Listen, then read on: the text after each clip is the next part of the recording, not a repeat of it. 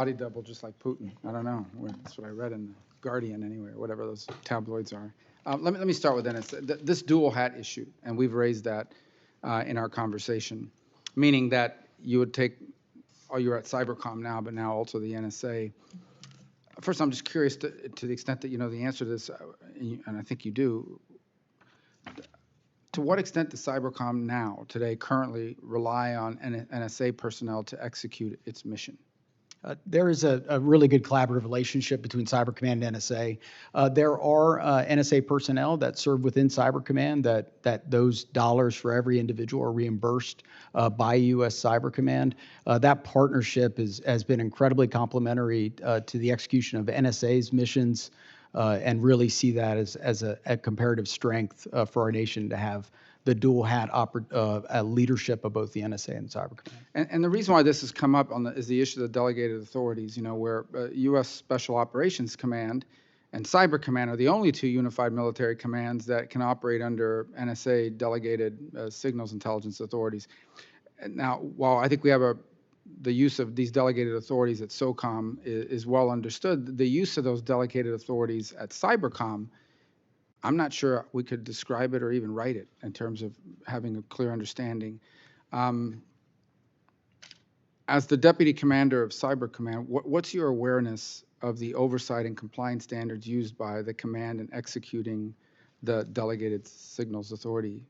Senator, as U.S. Cyber Command does execute signals intelligence authorities. It follows every rule aligned or provided by the National Security Agency, and oversight is conducted consistent with all of the rules that govern signals intelligence, and closely coordinated with the National Security Agency. I guess the fundamental question is, why does U.S. Cyber Command have raw SIGINT access when such access is limited within the broader IC? What's the argument in favor of that?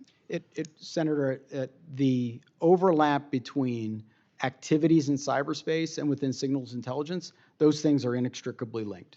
And the partnership and how we've developed that to be able to leverage the authorities both within U.S. Cyber Command and the National Security Agency have been a power and have really been an enabler for outcomes for the nation. And I think as we walk through that, if confirmed, I will certainly be committed. Yeah, I mean, you didn't design the infrastructure, so we're not blaming you for it. You just have to, I think from our perspective, it's simply that when it translates over to Cyber Command, our ability to conduct oversight over intelligence dollars and activities becomes severely constrained in many cases, and I think that's the problem that we're confronting on a regular basis in that regard. In the past, we've raised that concern, and I think it's one you'll wrestle with, right, as we come into this role.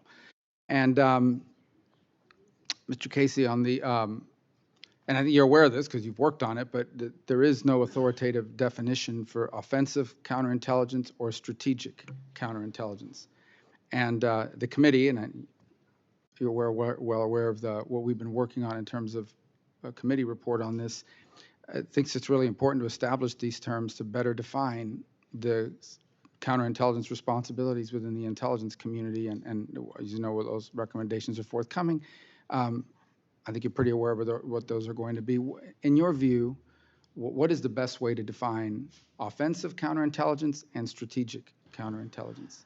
Thank you for the question, sir. As you note, the committee struggled with this and may address it in a forthcoming committee report that may be voted on in the near future. As you note, there's no government-wide definition of either, and I think the committee staff and the committee members struggled with a definition. Ultimately, didn't put it in law, but suggested that the Director of National Intelligence provide one. I frankly, having some knowledge of what the committee's definition was and some input into it, I think those definitions are pretty good, and if it's okay with you, I'd frankly just read them.